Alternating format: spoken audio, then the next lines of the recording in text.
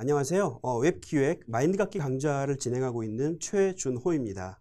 저는 현재 웹기획 14년 차이고요. 다양한 포지션에서 기획 업무들을 진행해 왔습니다. 2007년부터 2014년까지 약 7년간에 걸쳐서 웹기획 및 모바일 기획과 관련된 강좌, 오프라인 강좌를 진행해 왔고요. 지금까지 약 3천여 분 정도의 참석자분들이 참여를 해 주셨습니다.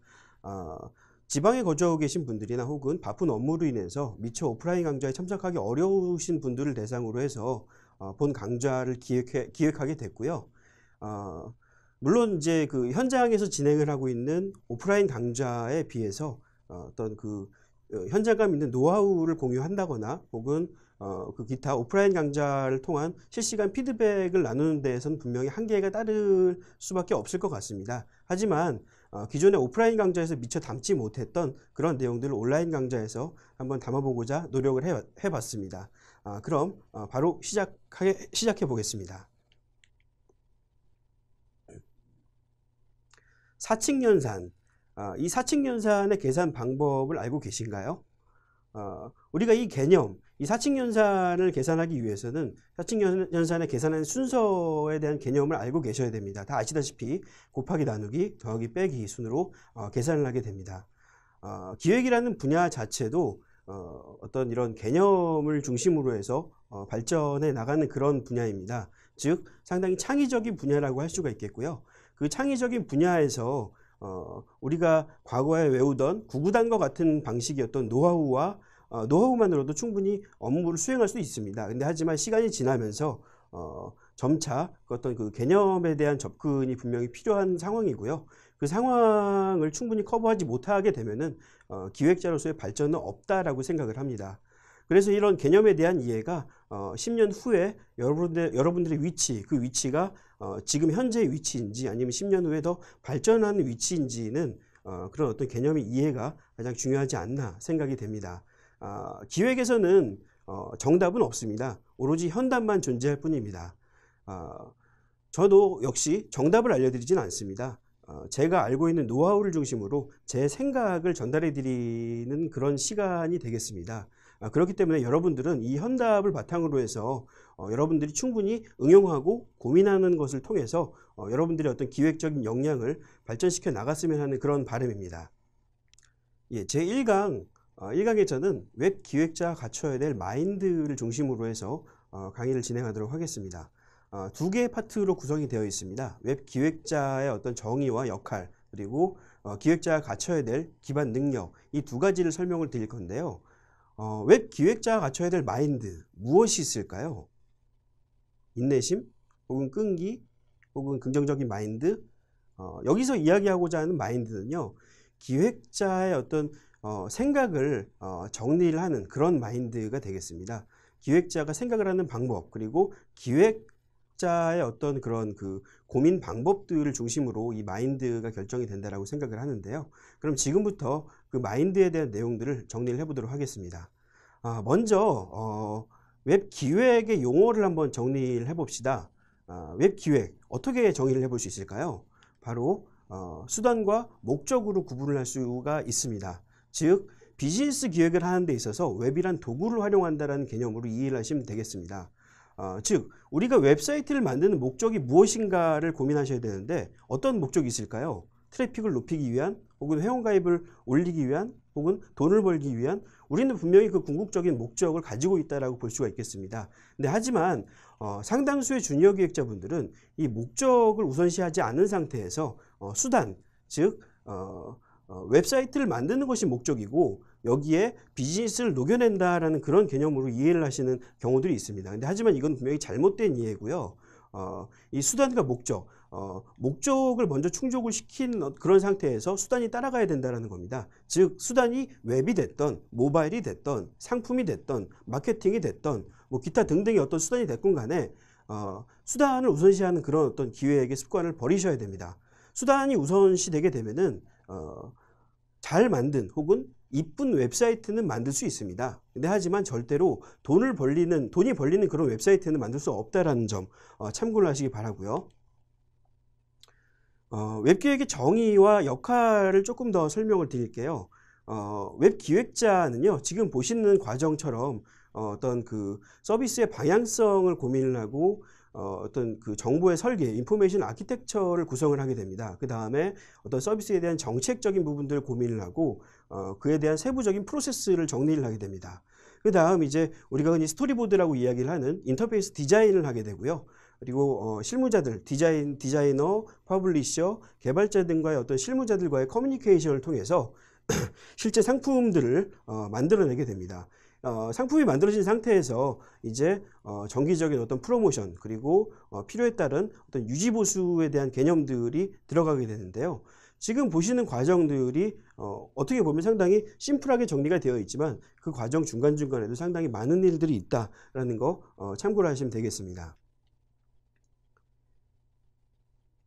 네, 기획에는 다양한 범위와 종류들, 업무 범위들이 포함이 되어 있습니다.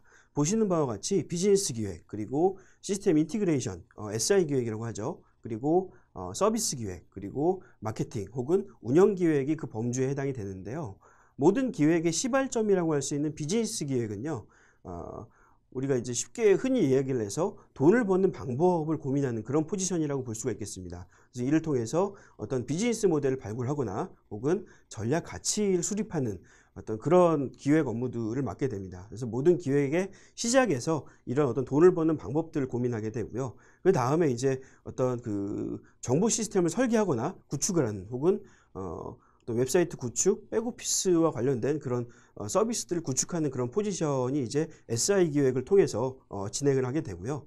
그리고 이런 상태에서 어떤 세부적인 커뮤니티 혹은 온라인 쇼핑몰, 이러닝 혹은 온라인 컨텐츠를 제공하는 그런 서비스를 만드는 포지션을 이제 서비스 기획이라고 합니다. 마지막으로 이 만들어진 서비스 내에서 사람들의 이목을 이끌고 혹은 어떤 트래픽을 높이고자 하는 어떤 그런 프로모션을 진행하는 마케팅 기획들이 이제 기획의 전반적인 범위다라고 볼 수가 있겠습니다. 앞에 장표를 보시면서 아마 그런 생각을 하셨을 겁니다. UI 기획이나 UX 기획은 왜 포함이 안 돼 있을까? UI나 UX는요, 기획의 스킬이라고 볼 수가 있겠습니다. 다시 말해서 UI나 UX 혹은 문서 작성 능력, 심리학, 커뮤니케이션, 카피라이팅 뭐 이런 부가적인 능력들은요, 어떤 기획의 한 분야로 볼 수는 없고요. 기획의 스킬이라고 볼 수가 있겠습니다. 왜냐? UI나 UX는요, 엄밀히 따지면 디자이너가 갖춰야 될 역량, 메인 역량입니다. 다시 말해서 기획자가 UI나 UX를 중심으로 해서 기획을 하게 되면요, 앞에서도 말씀드렸듯이 이쁜 웹사이트는 만들 수 있습니다. 1년에 연말에 이제 웹 어워드라는 행사를 진행하게 되는데 잘 만든 웹사이트를 뽑아서 상을 주게 되죠. 거기서 상을 받을 수 있는 웹사이트는 만들 수가 있습니다. 근데 하지만 절대로 돈이 벌리는 그런 웹사이트는 만들 수 없다라는 거 참고를 하시기 바라고요. 모든 기획자, 비즈니스 기획자, 마케팅 기획자, 운영 기획자, 서비스 기획자, 모든 기획자의 범주들이 기획 시발점에서 가장 먼저 고민을 해야 되는 부분들은 바로 비즈니스 마인드입니다. 돈을 버는 방법, 어떻게 하면 사람들을 많이 이끌까? 어떻게 하면은 돈을 많이 벌 수 있을까? 어떻게 하면은 사람들이 많이 찾는 서비스를 만들 수 있을까? 이런 상위단의 고민들은 모든 기획자가 우선적으로 가져야 될 그런 고민이다라고 보시면 좋겠습니다. 이런 관점에서 봤을 때 상당수의 기획자분들이 잘못된 기획의 순서에 따라서 기획을 진행하고 있다고 볼 수가 있는데요. 적어도 어떤 인정을 받을 수 있는 혹은 돈이 잘 벌리는 웹사이트를 만들기 위해서라고 한다면은 지금의 단계, 기획의 시작과 기획의 전개와 기획의 구체 단계, 이 세 가지 순서에 따라서 기획을 진행하시는 게 바람직합니다. 먼저 시작 단계를 살펴보죠. 시작 단계에서 사람들은 왜 우리 서비스를 이용해야 되는가? 사람들은 왜 쟤네 서비스를 많이 이용할까에 대한 당위성을 고민해야 됩니다. 왜 사람들이 많이 이용할까에 대한 당위성이 충분히 고민이 되어 있지 않을 경우에 사람들이 많이 찾지 않는 그런 서비스가 만들어질 가능성이 높습니다. 여러분들이 네이버를 이용하고 혹은 특정 인터넷 배킹을 이용하는 데에는 그 나름대로의 존재의 의미가 있을 겁니다. 아무 이유 없이 이용하진 않을 겁니다. 기획의 시작 단계에서는 사람들이 왜 그것을 이용해야 되는가에 대한 당위성을 찾아나가는 것이 필요합니다. 이 당위성의 사례를 한번 찾아보죠. 네, 국내 UCC 서비스들과 해외 UCC 서비스, 유튜브라고 특정을 지어보죠. 이 두 서비스 간에는 서비스의 어떤 그런 당위성의 그 존재 유무에 따라서 지금 현재도 잘 되고 있는가, 혹은 현재 죽어 있는 서비스인가, 이런 것들이 구분이 되게 됩니다. 이 당위성은요, 크게 어떤 유저의 특성, 그리고 그 서비스가 제공이 되는 환경, 이 두 가지로 구분을 지을 수가 있는데요. 먼저 유저의 특성을 살펴보죠. 동양인들 같은 경우, 특히 우리나라 사람들 같은 경우에는 카메라에 대한 어떤 그런 그 수동적인 그런 자세를 가지고 있습니다. 카메라를 들이댔었을 때 카메라를 피한다거나, 혹은 어떤 그런 그 수동적인 자세로 인해서 어떤 그 일반적인 UCC, 유저가 찍어서 올리는 그런 형태의 UCC 서비스들은 활성화되기가 좀 어려운 그런 어떤 특성을 가지고 있습니다. 그에 반해서 미국을 예로 들어보죠. 미국 같은 경우에는 1970년대부터 이미 그 홈비디오 카메라가 많이 보급이 됐었고요. 그렇다 보니까 다양한 동영상들을 촬영할 수 있는 그런 환경이 조성이 됐습니다.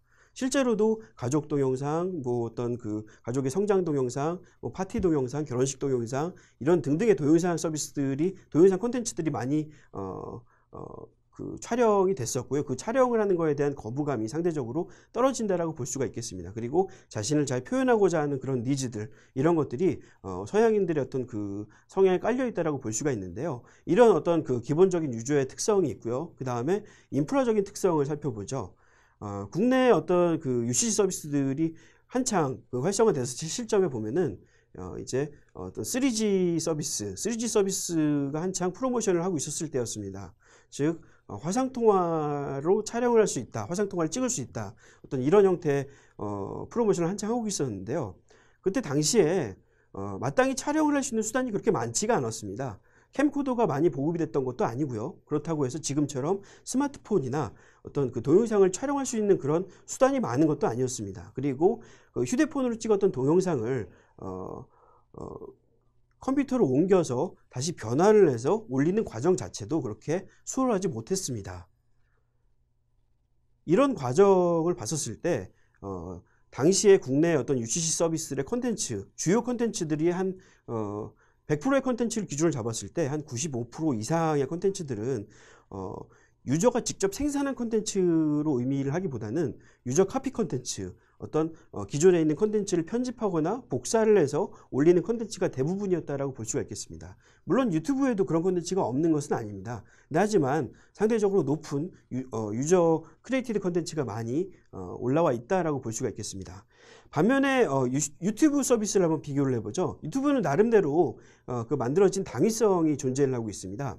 먼저 그 디지털 콘텐츠로의 어떤 변환, 70년대부터 많은 그런 동영상 콘텐츠들을 찍어 왔습니다. 그렇다 보니까 이 비디오 그 테이프들이 상당히 많은 부피를 차지하고 있었고요. 또 이 비디오 테이프들이 아날로그 형태로 구성이 되어 있다 보니까 보존이 쉽지 않았습니다. 그래서 이거를 어떻게 하면은 많은 사람들과 공유를 하고 반영구적으로 보존을 할 수 있을까를 고민하다 보니까 이 유튜브가 만들어졌다라고 볼 수가 있겠습니다.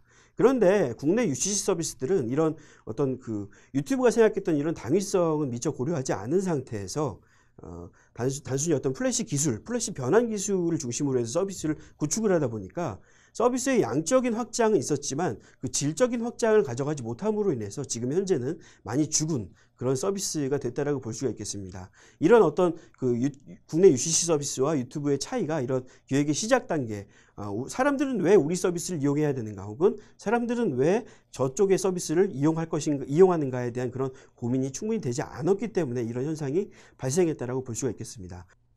네, 그 다음은 이제 기획의 전개 단계를 고민을 하셔야 됩니다. 기획의 전개에서 이제 어떻게 하면 더 많은 트래픽을 올릴 수 있을 것인가, 혹은 어떻게 하면 더 많은 수익을 얻을 수 있을 것인가, 이런 고민들을 하셔야 되고요. 이런 고민들이 이루어진 다음에 이제 비로소 기획의 구체화 단계를 통해서 인포메이션 아키텍처 혹은 UI, UX 같은 부분들을 고민을 하셔야 됩니다.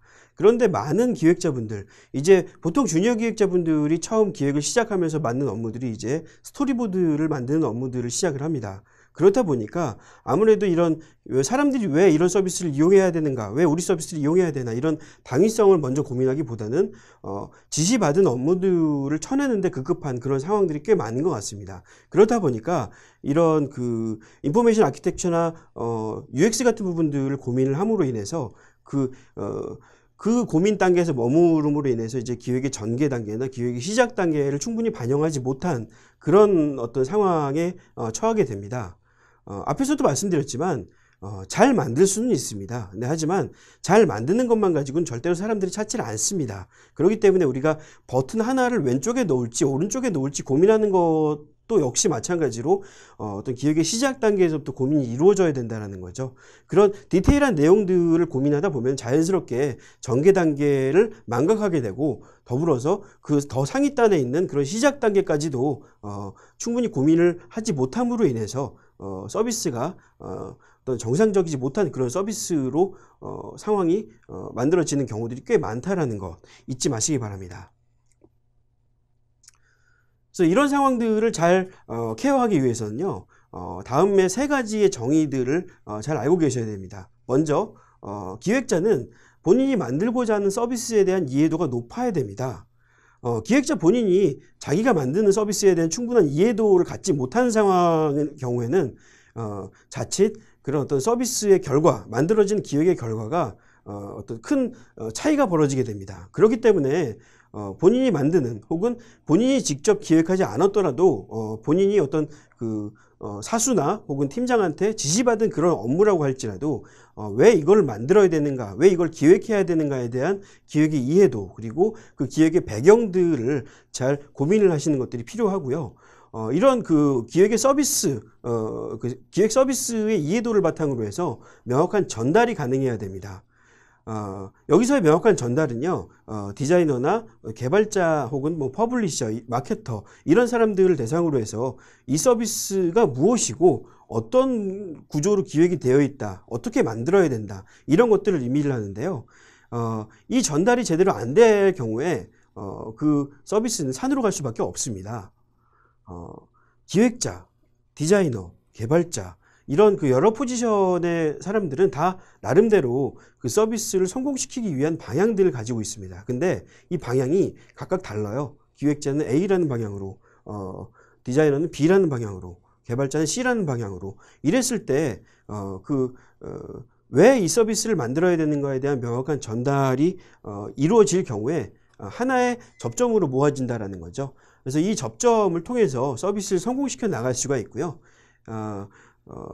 이런 그 커뮤니케이션이 어렵다라고 한다면은 문서를 통해서 만들어야 될 서비스에 대한 여러 가지 정의들, 정의적인 요소들을 잘 정리를 하시는 것들이 필요합니다.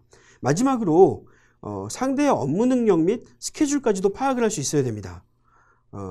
아니, 기획자가 내 업무도 바빠 죽겠는데 어떻게 디자이너와 개발자의 업무까지 파악을 해야 되는가 라고 생각을 하실 수도 있어요. 근데 하지만 기획자는 상대의 업무 능력, 예를 들어서 게시판을 하나 만든다라고 했을 때 이 개발자는 일주일이 걸린다. 근데 저 개발자는 보름이 걸린다. 이런 어떤 그 일정적인 그 역량의 파악 정도도 알고 계시면 좋을 것 같고요.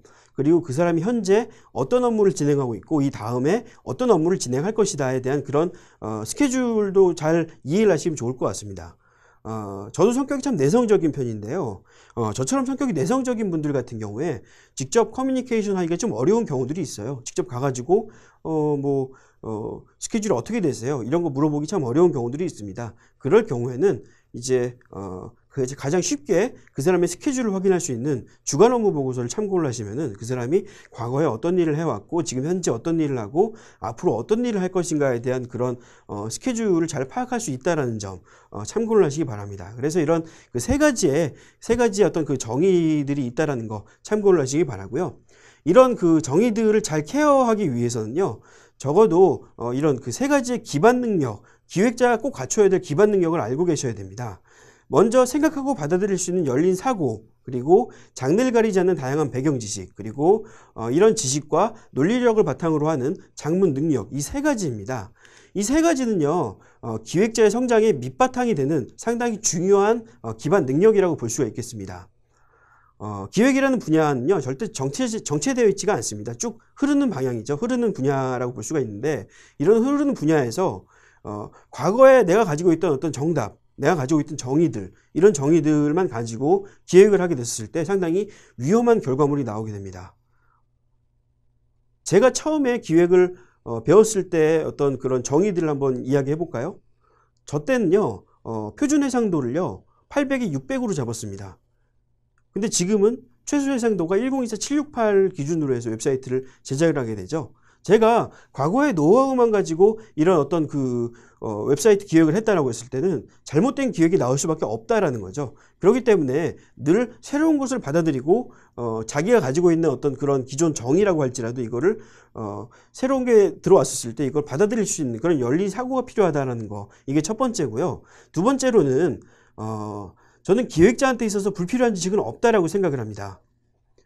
정치, 경제, 역사, 문화, 종교 혹은 국제적인 역학관계, 이런 모든 부분들이 전 기획자한테 다 필요한 지식이다라고 생각을 해요.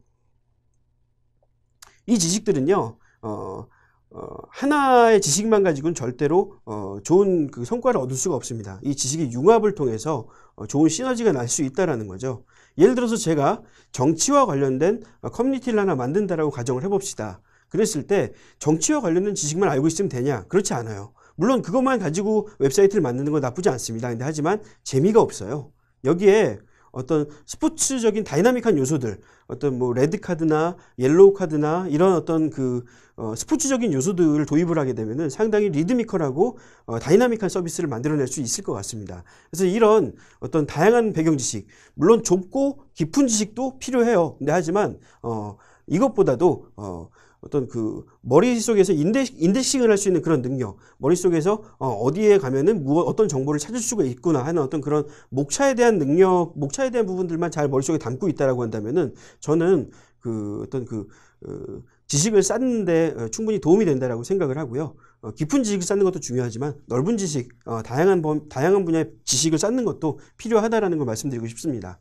그리고 마지막으로 어떤 장문 능력, 여기서의 장문 능력은요, 제가 하나의 주제를 던져드렸을 때 그 주제에 대해서 적어도 A4 용지 한 장 분량으로는 막힘없이 글을 써내려갈 수 있는 그런 능력이라고 저는 생각을 합니다.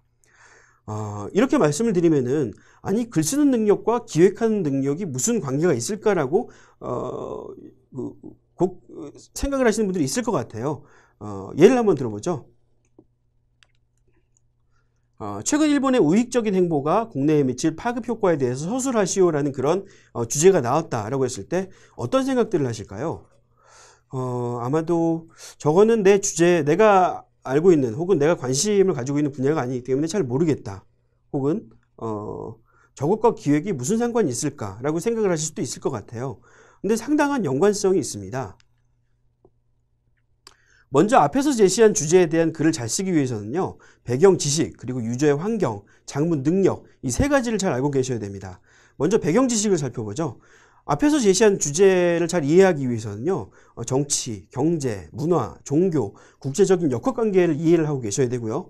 또 유저의 환경, 그 글을 보는 유저의 환경, 유저의 나이, 성별, 혹은 학력, 혹은 지역적인 특성, 이런 것들을 알고 계셔야 됩니다. 예를 한번 들어볼게요. 그 글을 보는 그 글이 되게 논리 정연하고 전문적인 용어를 사용을 해서 상당히 깔끔하게 잘 정리가 됐다라고 가정을 해보죠. 그런데 그 글을 보는 사람이 초등학생이다 라고 한다면은 그 글은 절대로 잘 쓴 글이 될 수가 없습니다. 그래서 그만큼 유저의 환경이 중요하다라고 볼 수가 있겠고요. 마지막으로 글의 작성 능력,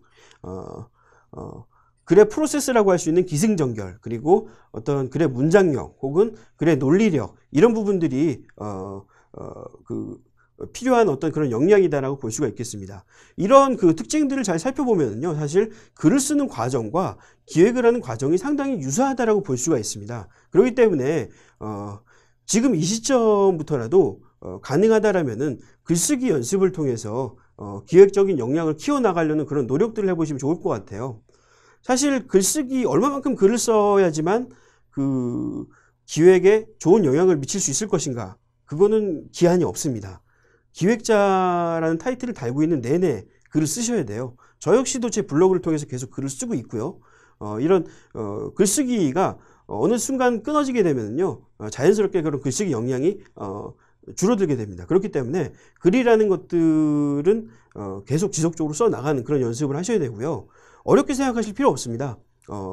지금 당장 일기부터 한번 써보세요. 일기부터 써보시고 좀 더 나아가서 책을 보고 혹은 영화를 보고 드라마를 보고 좀 더 나아가서 이제 어떤 사회 현상이나 그런 특징들에 대해서 본인의 생각을 적어보심으로 인해서 그런 어떤 글쓰기의 역량을 넓혀가는 방법들 한번 찾아보시기 바라고요.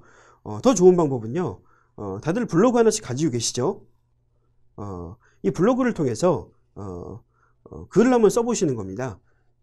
그것을 통해서 어떤 본인의 생각을 어필하고 다른 사람들과 논쟁을 벌이건 혹은 공감을 받건 간에 이런 다른 사람들과의 의견을 교환하게 되면요, 글쓰기 역량이 상당히 크게 발전하게 된다는 거, 어떤 제 체감을 통해서 설명을 드릴 수 있는 거니까요. 가능하다면은 지금 당장부터라도 어렵게 생각하지 마시고 한번 글을 한번 써보셨으면 하는 그런 바람입니다.